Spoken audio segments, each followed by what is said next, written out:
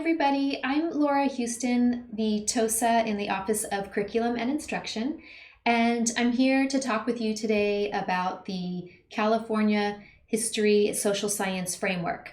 So as you may or may not know, in the year 2019-2020, AESD adopted a new social studies curriculum.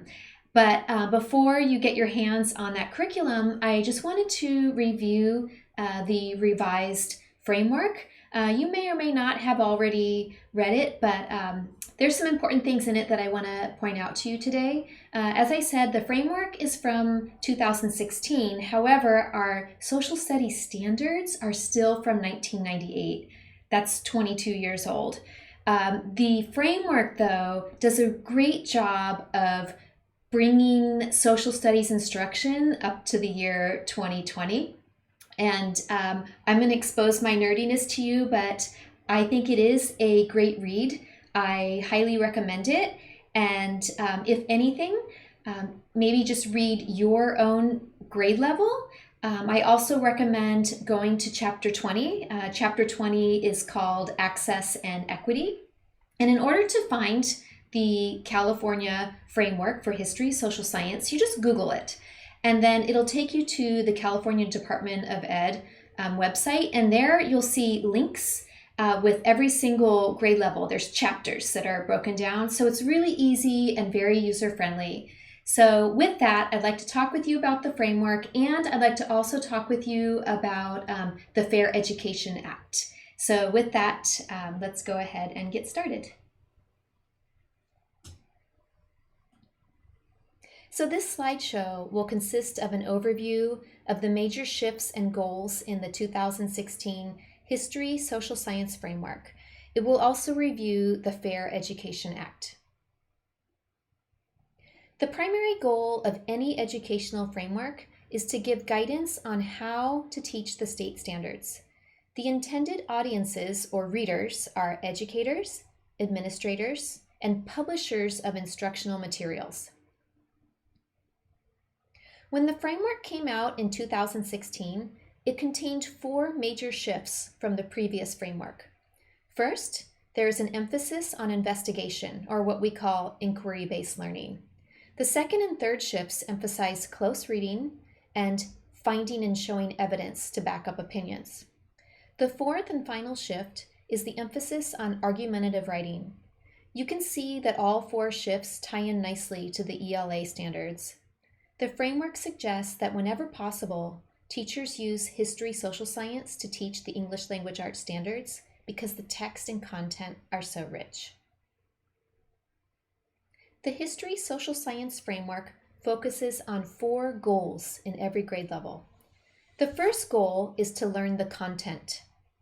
The second goal is to focus on literacy skills while teaching from the social studies books. The third goal for teachers is to focus their lessons on inquiry-based critical thinking skills. The fourth goal is to use the social studies curriculum to promote citizenship and civic education. The framework does an excellent job of giving specific examples at each grade level to help teachers navigate these goals. I will go into more detail about these 4 goals on the next few slides. So, specialists in the world of social studies education refer to these 4 goals as CLIC, C-L-I-C. In fact, you can Google the CLIC project, and it has many more resources that revolve around these goals. Let's take a look at content first. The framework emphasizes that teachers use content as the front and center guide to instruction. In kindergarten through 3rd grade, the content focuses on the study of communities, as well as different ways that students can explore the world around them. Grades 4th through 6th focus on either California history, U.S. history, or world history. Also in grades 4 through 6, the framework leads students and teachers to discover how quests for liberty, freedom, and equality have transformed the American people. Let's look at the second goal, literacy. The framework recommends using history social science to help coordinate the use of literature, biography, and informational texts to support literacy development, student engagement, and content knowledge. In all of the grade levels, students explore a variety of texts, such as census records, religious texts, memoirs, and government propaganda, to learn to identify a document by its purpose. Here's another skill that ties in nicely with ELA standards. The framework encourages teachers and students to use evidence to identify documents as persuasive, narrative, or autobiographical, and to identify the author's purpose. It's all good stuff. Let's take a look at the third goal of inquiry. All of the grade level chapters of the History Social Science Framework center on an inquiry model of instruction. With inquiry, teachers are encouraged to frame lessons around questions, starting with how and why, which are natural ways to engage students. Kindergarten through third grade students learn about their communities by investigating questions such as, how are our lives different from those who lived in the past? How are they the same? An example from the fourth grade chapter is, why did different groups of immigrants decide to move to California? Each grade level chapter of the History Social Science Framework is filled with inquiry-based questions like these that teachers can use. There are also classroom vignettes in each chapter that give concrete examples of lessons to teach. The fourth and final goal listed in the framework is citizenship. The History Social Science Framework encourages students to understand the relationship between citizens and the state and to recognize their role as members of their community. The word citizen has two meanings in the framework. The first meaning being a citizen of a community or country, and the second uses citizen to refer to a person's character, such as kindness and tolerance to others. In early elementary grades, students simulate elections, they create their own classroom constitutions, and engage in other exercises to acquire the knowledge and skills to become engaged citizens. Students also learn the responsibilities of citizens, including the values of participation, tolerance, and the willingness to compromise and engage in productive discourse. These important skills are mentioned throughout the framework in all grades. Our new social studies curriculum will reflect the FAIR Act, which is also known as Senate Bill 48. All curriculum designed after the year 2017 must include FAIR Act material. The FAIR Act stands for fair, accurate, inclusive, and respectful. The FAIR Act requires instruction to reflect the contributions of the following groups to California's economic, political, and social development, with an emphasis on contemporary society. In our new adoption, you will find the following groups studied: both men and women, Native Americans, African Americans, Mexican Americans, Asian Americans, Pacific Islanders, European Americans, lesbian, gay, bisexual, and transgender Americans, persons with disabilities, members of other cultural and ethnic groups as well. By law, information about the above groups in our new adoption remains factual and does not try to persuade or preach to the reader in any way. So, why was the FAIR Act written and put into law? There are many reasons why, but I've listed the top 3 that I could find. First, to promote respect for diversity and cooperation. Second, to ensure that the contributions of members of underrepresented groups are included. And third, when students see themselves or their families reflected in their classroom curriculum, they are more engaged learners and feel validation. I'm sure you can think of more great reasons for the FAIR Act too. So let's take a look at how the FAIR Act looks in second grade, according to our California History Social Science Framework. Chapter 5, page 48 states, students in the second grade are ready to learn about people who make a difference in their own lives and who have made a difference in the past. They develop their own identities as people who have places in their communities. Through studying the stories of diverse families in the past, including immigrant families, lesbian and gay parents and their children, families of color, step and blended families, and families with disabled members, Students can both locate themselves and their own families in history and learn about the lives and historical struggles of their peers.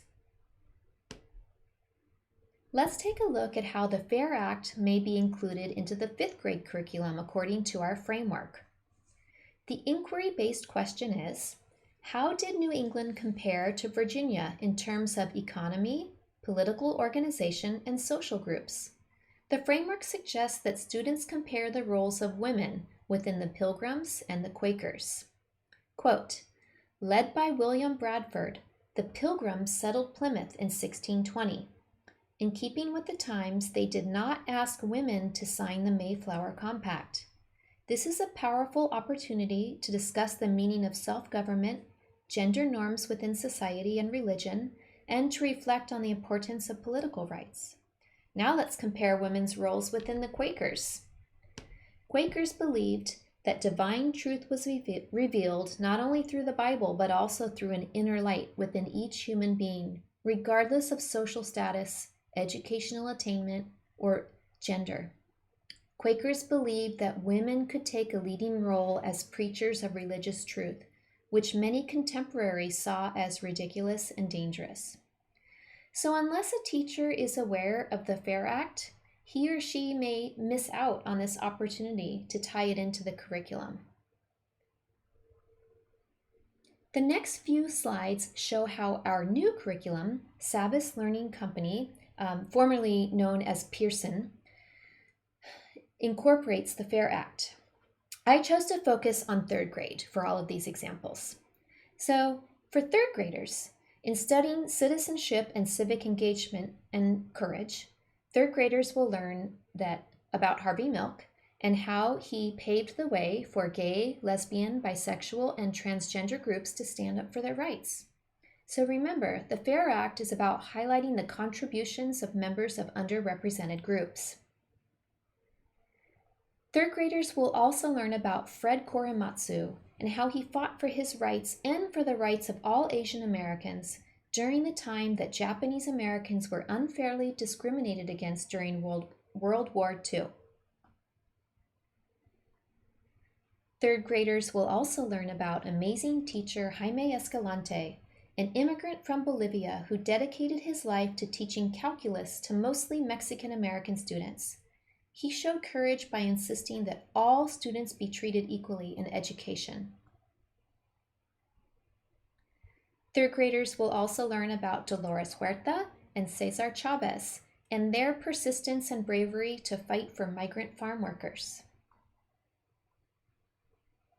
3rd graders will also learn about Eleanor Roosevelt, who fought for the rights of African Americans, children, and women.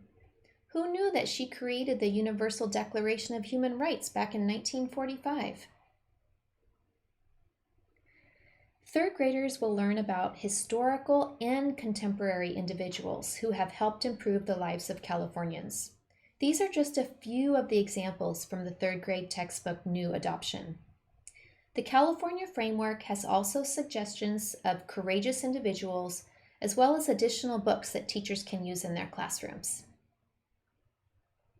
So moving on from the FAIR Act, let's talk about the honest advice that the California Framework gives to teachers. This is one of the reasons that I like the framework. In the 4th grade chapter, the topic of California missions is addressed. The framework states on pages 76 and 77, quote, teachers should focus on the daily experience of missions rather than on the building structures themselves. Building missions from sugar cubes or popsicle sticks does not help students understand the period and is offensive to many. In other words, don't build missions in your classroom just for the sake of building missions. Missions were sites of conflict, conquest, and forced labor. Students should consider cultural differences such as gender roles and religious beliefs in order to better understand the dynamics of Native and Spanish interaction. The teacher might begin the lesson by asking students, how were people's lives affected by missions? Students can investigate this question and produce a project and share their findings with an audience. While we are on this topic, teachers, please be careful of oral history days at school where kids dress up in Indian costume and tell about their research project. These costumes are usually from party stores and do not represent the local culture, and they are offensive to American Indian families. Also, teachers, when you are teaching about California Indians or American Indians, try to remember to use present tense verbs since they are still living. To learn more about culturally responsive teaching regarding American Indians, I recommend that you Google the following: the State of Montana Model, American Indian Education for All. Last but not least, I recommend that you peruse Chapter 20 of the California History Social Studies Framework. Chapter 20 is called Access and Equity. It goes into detail about the needs of specific student groups, as well as tools that educators can use to differentiate instruction to promote student learning. Chapter 20 covers culturally responsive teaching, support for emergent bilinguals, UDL, and multi-tiered system of supports. In summary, I give our History Social Studies framework 5 stars for attempting to make up for the fact that our state standards are 22 years old. The framework maintains alignment with the standards, but goes beyond to help teachers and students find connections to the year 2020. I like its emphasis on student inquiry, literacy standards, and the Fair Education Act. Finally, I found the suggestions for teachers to work across disciplines very helpful. I know you are very busy, but if you have a few moments, Google the History Social Science Framework and take a look at your grade level. I think you will be pleasantly surprised, as I was.